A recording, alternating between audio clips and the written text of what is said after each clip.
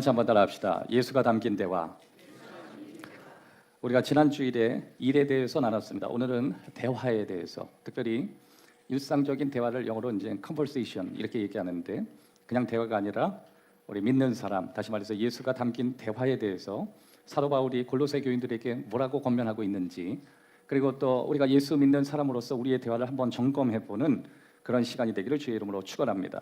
특별히 이 골로새서 4장 말씀을 중심으로 볼 때 예수가 담긴 대화에 무엇을 인식해야 되는지, 특별히 우리가 예수 안에서 살아가는 삶, 또 예수 안에서 발생되는 인간관계, 그리고 예수 그리스도 안에 있다 보면 우리가 기꺼이 하게 되는 여러 가지 봉사, 더 나아가서 다양한 사람들과의 대화를 어떻게 우리가 연결할 것인가, 그 부분을 우리가 나누기를 원합니다. 우리의 대화에 예수가 담길 때 세 가지 형식으로 변화되는데, 그것을 한번 살펴보겠습니다. 첫 번째입니다. 타이밍과 태도가 달라진다는 것입니다. 오늘 보면 골로새서 4장 5절 우리 한 목소리로 읽겠습니다. 시작. 외인에게 대하여서는 지혜로 행하여 세월을 아끼라. 여기서 외인, 영어로 보면 아웃사이더. 골로새 교인들에게서 외인은 믿지 않는 사람. 여러분, 우리가 다 예수는 믿지만 우리의 일상으로 돌아가면 믿지 않는 사람과 대부분 만나게 되죠. 그것을 외인, 아웃사이더. 그리고 내가 믿는 신앙과 전혀 이질적인 관계에 있는 사람을 외인이라고 합니다. 그런데 여기 지혜로 행하여 세월을 아끼라, 이게 이제 헬라어로 보면 기회를 사라 이렇게 돼 있어요. 세월을 아끼라, 이걸 다른 말로 기회를 사라. 한번 따라합시다. 기회를 사라. 그러니까 외인에 대해서 대화하는 건 기회일 수 있다, 이 설명을 하는 거예요. 그러니까 예수가 담겨진 기회, 예수의 담겨진 언어가 지나가는 기회. 여러분, 우리는 다 뭐 집사, 권사, 뭐 장로, 목회자, 뭐 나름대로 헌신자, 우리는 다 직분은 달라도 담겨 있는 것은 예수님이십니다. 동의하십니까? 우리 예수님이 우리 안에 담겨 있어요. 그러면 우리의 자연스러운 대화에서도 담겨져 있는 게 지나가야 되는데, 그것이 바로 예수이어야 한다. 특별히 예수 믿는 사람들을 이게 신자라고 하는데, 신자들이 세상 사람들에게 어떻게 해야 되나? 교회 하는 말, 교회에서 하는 대화와 세상으로 나가면 세상 대화로 살아가는 게 맞는가? 아마 그런 부분을 골로새 교인들이 힘들어했던 것 같습니다. 왜냐하면 대부분 직장 생활을 로마의 문화권에서 했고, 또 1세기 성도들은 믿지 않는 사람들이 주도하는 직장에서 직장 생활을 하다 보니까 교회에 와서도 그런 혼란스럽고 혼동스러운 여러 가지 신앙의 갈등 요소들을 고백하는 것 같습니다. 예를 들어서 이런 거죠. 거칠게 직장에서 살아야 되는 영역에 있는데 갑자기 교회에 돌아와서는 형제 자매라고 얘기하니까 자기 자신도 갈등이 일어나고 너무너무 힘들어 하는 그런 어떤 상황들이 발생하는 것입니다.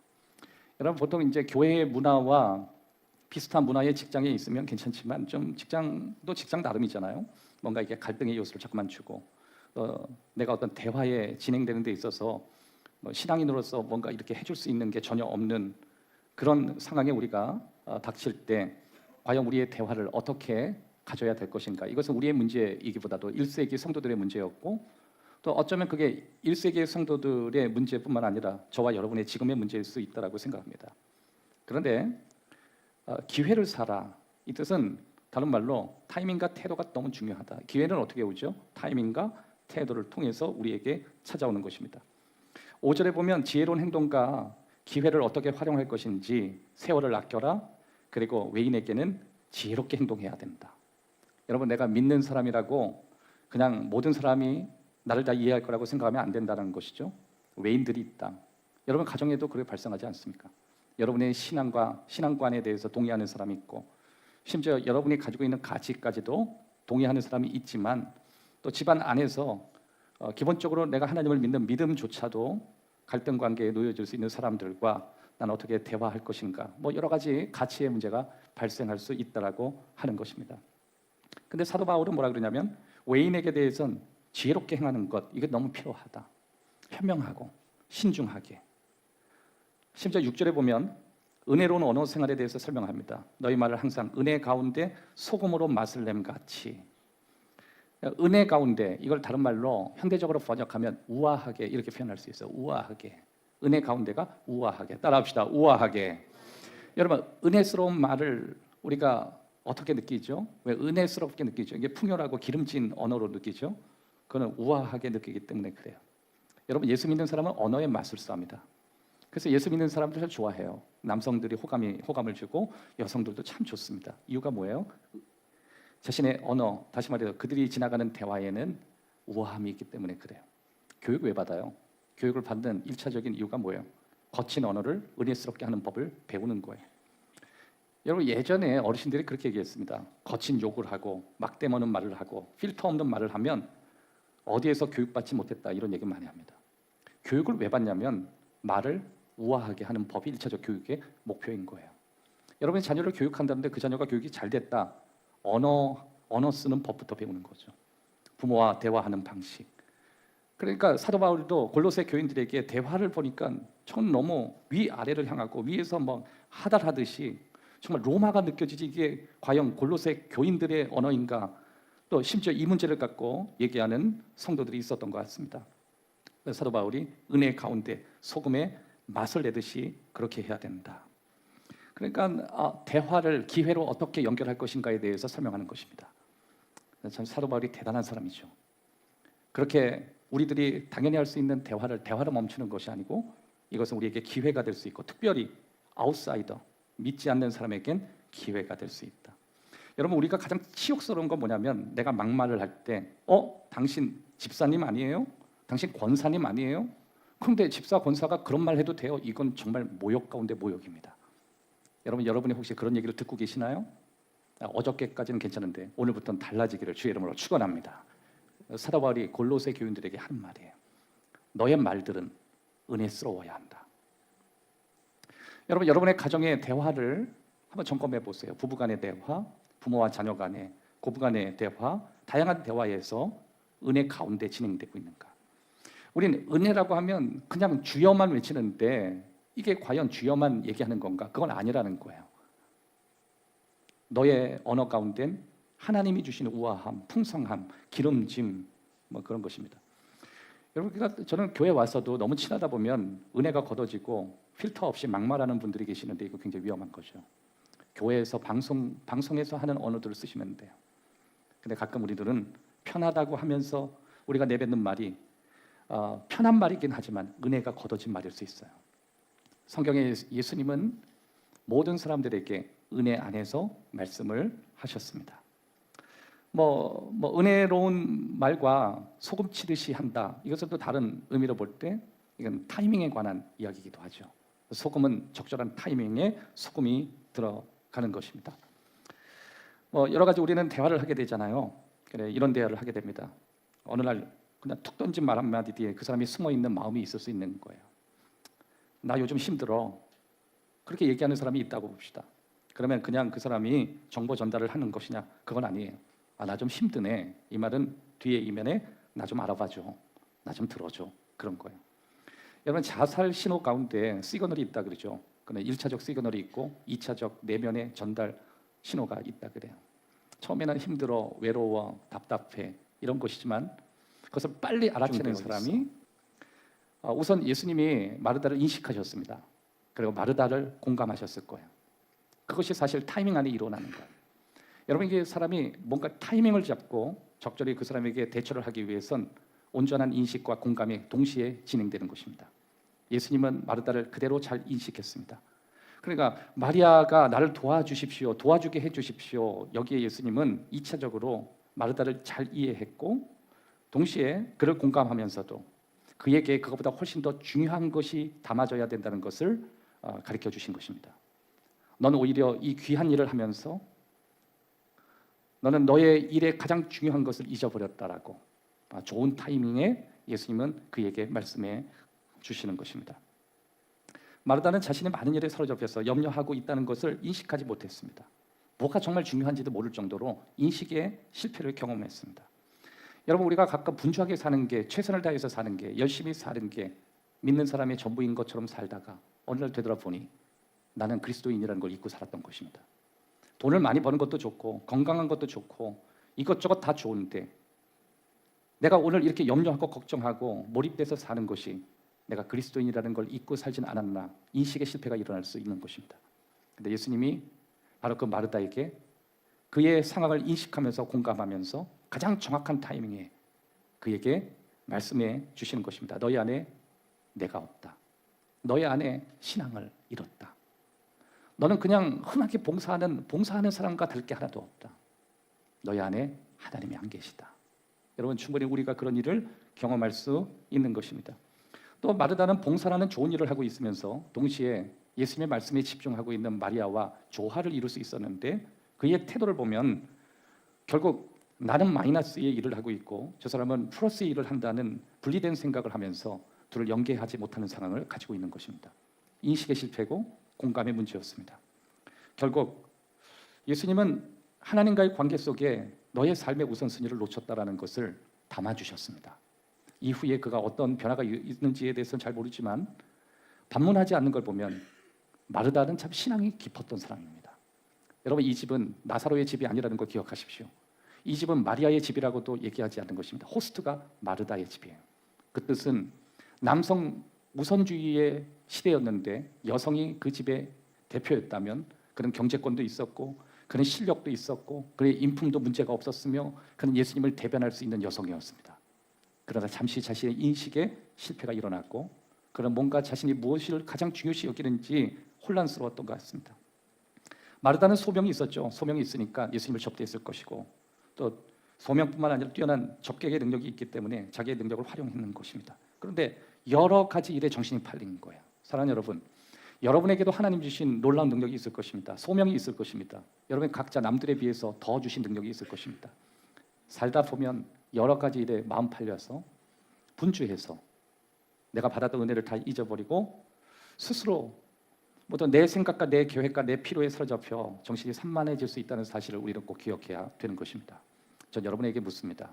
여러분 혹시 세상 사는데 여러 가지로 너무 분주하다 보며 너무 잘 나가다 보니 여러분이 하나님의 자녀라는 걸 잊고 살진 않으셨는지, 여러분들이 잘 먹고 잘 사는데 온통 마음을 다 빼앗기는 바람에 예수님을 앞에서 놓치고 있지 않는지, 그 부분을 우리에게 예수님은 담아주시는 것입니다. 넌 예수 믿는 사람이야. 네가 사업을 해도 예수를 믿고 네가 공부를 해도 예수를 믿고 네가 어떤 일을 해도 네 안에 예수님이 담겨져 있어.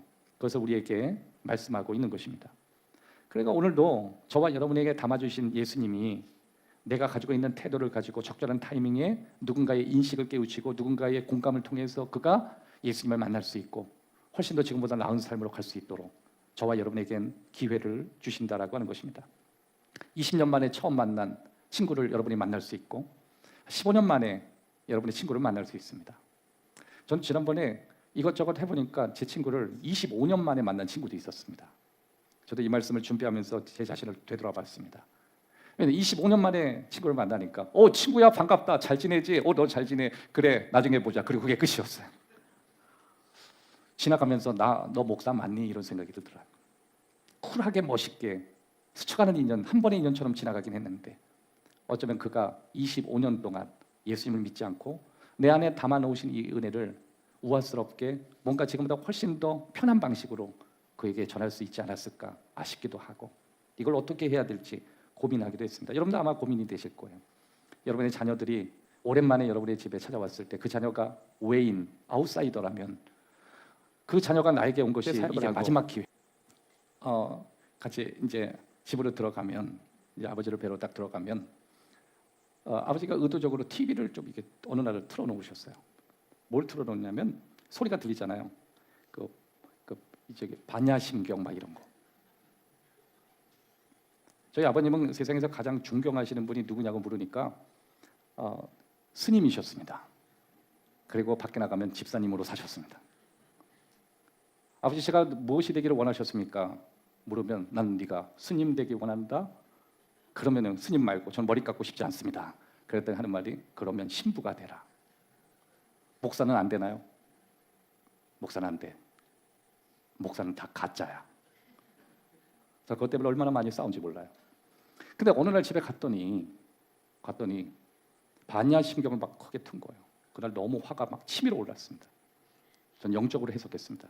저희 아버지가 귀신 들렸다 생각했고 저 마구니가 쓰였고 집안 망조가 들었다고 생각해. 저 다 엎어버려야겠다고 생각해. 그래서 들어가자마자 그날 또 지금도 기억해요. 심야 예배 끝나고 집에 은혜 충만히 받고 간 날 반야심경이 집에서 막 울려 퍼졌어요. 그 전에도 들으신지 모르겠어요. 제 오는 타이밍에 그 노래를 트신 것 같아요. 듣기 싫어. 아버지 좋았어요. 그러니까 그러면서 계속 보고 계셔. 그러면 앞으로 목회자가 될 사람인데, 네? 그러면 끄셔야 될 거 아니에요. 계속 보고 있는. 그래서 제가 껐죠. 조용히 은혜스럽게 껐어요. 엘레강스하게 껐어요. 그랬더니 왜 꺼? 그러더라고요. 이건 싸우자는 거죠. 아버지 하면서 화를 냈어요. 그랬더니 뭐 블라블라블라블라 막 이러니까 내가 아버지 싫다고 하면서 여러분이 생각하는 이란과 미국과의 전쟁이 시작된 거예요. 그러더니 넌 나가. 우리 집에서 나가. 그래가지고 막 그날 아버지가 네가 성철 스님을 아냐고. 저희 아버님의 입 가운데 하여튼 목사님들은 다 나쁜 사람이었고 존경하는 건 스님이고 성철 스님이 가장 위대하다. 그래서 성철 스님 얘기하면서 항상 그 스님은 몇 년 동안 병만 봤다. 그래서 아버지한테 너무 화가 나서 제가 그랬어요. 그러면 아버지 아들이 병만 보고 살까요? 내가 그랬어요. 그랬더니 넌 그걸 모른다. 그래서 오히려 너무 화가 나가서 밖에 나가서 성철 스님의 생애 식사 가지고 읽었다는 거 아니에요.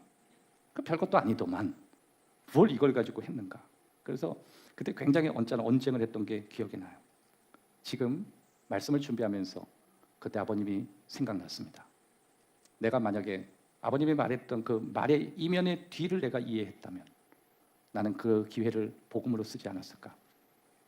나에게 무슨 시그널을 보내고 있었고 뭔가 나에게 다른 어떤 도전들을 원했는지 내가 다른 이야기를 하지 그렇게 공격적으로 분노가 앞서고 대화하는 것이 아니라 뭔가 그에 대해서 충분히 이해하고 그런 분들을 전도한다고 생각하고 좀 더 먼저 듣고 화를 나중에 내는 건 어땠을까. 그게 내 안에 계신 내가 먼저 받은 은혜 받은 아들로서 부모에게 담겨져 있는 예수님의 대화를 줄 수 있는 방식은 아니었나 뼈저리게 후회되는 마음 가운데 하나인 것입니다. 여기에서 우리들은 예수님을 담을 때 우리가 뭔가 소통을 할 때 어떤 변화가 일어나는지 여러분에게 보여드릴 수 있는 두 가지가 있습니다. 그중에 첫 번째, 모든 말 뒤에는 자신의 생각과 감정이 숨어 있다라고 하는 것입니다. 여러분, 외인에게 예수님을 전하기 위해서 우리는 자신의 생각과 자신의 감정을 들어야만 합니다. 사도 바울도 골로새 교인들에게 그렇게 얘기합니다. 당시에 로마 사람들이 기독교인들을 향해서 이단이라고 했고 공격적으로 얘기했고 그리스도인들은 전부 죄인이라고 이야기하는 굉장히 좋지 않은 시대였습니다. 인식 자체가 좋지 않은 그 시대에 그들이 외인과 상대하려면 외인들이 먼저 자신의 생각, 자신의 감정이 우리에게 표현될 때 우리는 단순히 그 사람의 진술만 들 것이 아니라 그 이면에 담겨져 있는 것을 이해할 필요가 있었던 것입니다. 그러니까 모든 말 뒤에는 자신의 생각, 감정이 있다는 걸 알고 그것을 이해하고 인식하고 그것을 받아들이는데 우리가 지혜가 필요하고 정중함이 필요하고 은혜가 넘치는 말로 그것을 상대하지 않으면 그에게 복음을 전할 수 있는 기회를 우리가 얻지 못한다는 걸 사도 바울은 우리에게 주는 것입니다. 사랑하는 여러분, 저와 여러분이 예수님을 담은 이야기를 누군가 대화를 통해서 그것이 내 자녀든 여러분의 배우자든 벽에 꽉 막힌 사람과 대화를 할 때 그 사람이 방해가 아니라 여러분의 기회일 거라고 생각하십시오. 그리고 그 기회가 어떻게 전달되어지는지에 대해서 우리는 이 고민을 해야 되는 것입니다. 또 한 가지, 흥미로운 사람이 되는 것보다 상대방의 흥미를 더 갖는 것이 우리에게 필요한 것입니다. 다른 말로 내가 아니라 너에게 관심이 있다는 것을 보여줄 필요가 있다라고 하는 것입니다. 여러분, 경청이라고 하는 건 다른 사람의 말에 귀를 기울이고 그 사람의 이야기를 진심으로 듣는 것입니다. 그럴 때 더 나를 좋아하고 나를 신뢰하는 것입니다. 여러분, 예수님을 담은 이야기를 누군가에게 우리가 대화로 나누어질 때 언제 분위기가 바뀌냐면 내가 관심을 갖고 나에게 집중되는 관중의 대화가 아니라 난 너에게 관심이 있다는 것을 보여주는 태도가 전체의 분위기를 바꿀 수 있는 것입니다.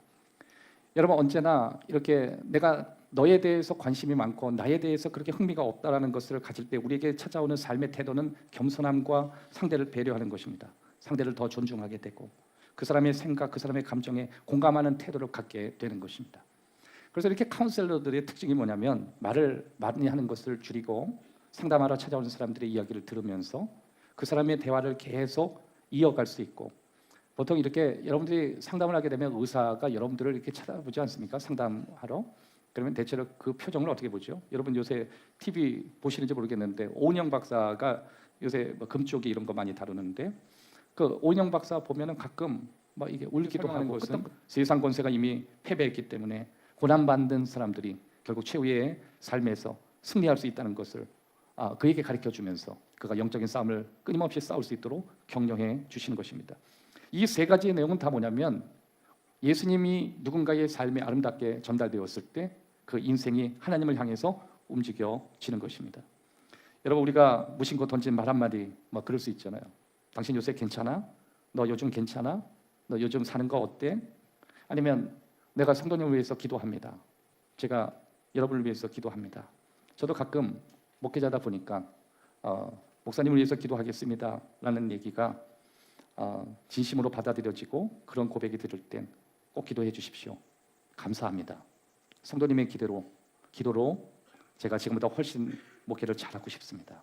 이것이 사실 우리가 서로가 오가는 담겨있는 대화이어야 하는 것입니다. 여러분, 한 번의 대화가 누군가의 삶의 변화를 경험시킬 수 있다는 걸 어떻게 생각하십니까? 한번 따라합시다. 나의 단 한 번의 대화를 통해 누군가는 삶의 변화를 경험한다. 여러분, 우리가 성령께서 우리 가운데 넌 예수를 믿는데 네 안에 예수님이 강하게 담겼는데, 예수님이 정말 많이 담겼는데 너는 그것이 누군가에게 기회로 가진 않는구나. 여러분, 우리의 역할은 누군가가 제가 이 담겨있는 예수님을 복음으로 전할 때 그가 다음 단계로 나갈 수 있도록 격려하는 것입니다. 상대방이 어디 있든지 그 사람이 예수를 믿든지 믿지 않든지 내가 그 사람을 어떻게 도와서 그의 인생이 움직여지고 지금보다 훨씬 더 하나님 앞에 가까이 갈 수 있도록 돕는 것, 그것이 하나님이 나를 통해서 하시는 일 가운데 하나인 것입니다. 저는 우리 아이들이 부모의 신앙을 통해서 아이들이 좀 더 하나님 앞에 가까이 나아가기를 원합니다. 오늘 입교한 이 친구들은 부모님이 예수를 먼저 믿음으로 하나님께 더 가까이 갈 수 있는 첫 번째 찬스를 얻었고, 부모가 하나님 앞에 더 깊이 나감으로 이 자녀들이 그 모습을 보고 더 편하게 나아갈 수 있는 두 번째 찬스를 얻게 될 것입니다.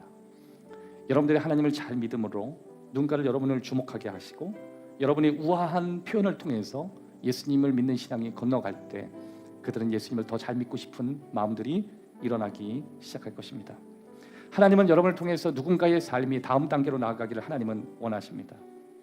말하기 전에 한 번 더 생각해보고 누군가 듣는데 한번 집중해보고 내가 어떻게 은혜스럽게 말할까, 그냥 대화하는 사람이 아니라 정말 그에게 예수를 잘 담아주고 싶다. 그래서 때로는 말수를 줄이게 되고 말하기 전에 생각을 많이 하게 되고 또 누군가 말을 하기에 앞서 예수님이 잘 담아질까에 대해서 우리는 고민하게 되는 것입니다. 그냥 예수 믿고 복음을 증거한다고 거칠게 외친다고 다 소화하는 건 아니더라고요. 여러분, 고기도요 맛있게 요리해야 소화가 잘 되더라고요. 여러분, 저는 가끔 신앙이 성숙한다는 건 내가 뭔가 인식하고 공감하고 더 나아가서 내 안에 가지고 있는 이 신앙에 담겨져 있는 것을 어떻게 우아한 방식으로 표현할 것인가. 사도 바울은 어떻게 그 시대에 1세기를 살았는데 은혜스럽게 소금을 치듯이 그리스도인들도 그런 대화를 믿지 않는 사람에게 해야 된다는 걸 왜 알았는지. 어떤 제 친구와 함께 제가 종묘 쪽을 지나가고 있었습니다. 그 앞에 거칠게 외치는 분이 있었습니다. 예수 천국 불신치요. 저를 보고 하고 계셨습니다. 제 친구가 이렇게 저를 보면서 목사, 저 방식은 알겠는데 과연 저 방식에 동의하는 사람이 얼마나 될까? 저한테 묻더라고요. 하나님이 하실 일이지만 난 저 방식은 아닌 것 같아. 예전에는 됐어. 그러나 시대가 달라졌어. 예수님을 더 편한 방식으로 전하기를 바래. 그들이 그 방식 말고 좀 더 은혜스러운 방식으로 소화하기를 바래. 여러분, 저도 생각보다 옛날보다 설교가 굉장히 부드러워졌습니다. 아니라고 생각해도 어쩔 수 없는데 제가 옛날에 굉장히 거칠었습니다. 어떤 분이 그래요. 목사님도 나이가 드셨군요. 저는 그렇게 생각 안 합니다. 제가 나이가 든 게 아니라 인식이 깊어졌습니다. 믿어주세요. 방식이 중요하다는 걸 알았습니다. 전하는 메시지가 아무리 옳더라도 담겨있는 것이 은혜스럽지 않으면 소화가 안 된다는 것도 알았습니다. 그래서 지나갔던 성도들이 기억나기도 하고 제 메시지에 벼락 맞았던 성도들이 기억나기도 하고 그런 제 설교가 부끄럽기도 하고 지울 수 있다면 그런 거 다 지우고 싶은데 얼마나 힘들고 얼마나 어렵고 얼마나 다양한가를 생각할 땐 어찌됐든 우리의 말이 은혜로 담기고 예수가 은혜로 담겼으면 좋겠다. 사랑하는 여러분, 여러분 빼고 주변에 있는 사람들 다 힘듭니다. 여러분 빼고 주위에 있는 사람들 그게 외인이라 할지라도 다 어려워하고 다 고통스럽고 다 괴롭습니다. 그런데 여러분이 그들에게는 여러분이 기회라는 걸 잊지 마십시오. 여러분의 자녀들도 여러분의 대화가 기회가 될 것입니다. 여러분에게 주의 축복이 있기를 주의 이름으로 축원합니다. 살아계신 아버지 하나님, 오늘도 하나님의 은혜가 있기를 바라고 우리에게 주신 축복과 하나님의 약속 가운데 걸어가기를 원합니다. 우리 검단 행복한 교회에 있는 모든 성도들과 오늘 입교를 맞이한 친구들과 그리고 세례를 받은 가정 위에 하나님의 축복이 있게 하시고 넘치는 아버지의 사랑과 은혜가 풍성히 있게 해 주옵소서. 한 번에 모든 것이 달라질 수 없지만 가장 좋은 모습으로, 가장 아름다운 모습으로, 가장 주님이 원하는 방식으로 사도 바울의 권면과 가장 가까이 누군가의 인생을 움직일 수 있을 만큼 우리도 조금씩 변화되기를 원합니다. 예수 그리스도의 이름으로 기도하옵나이다.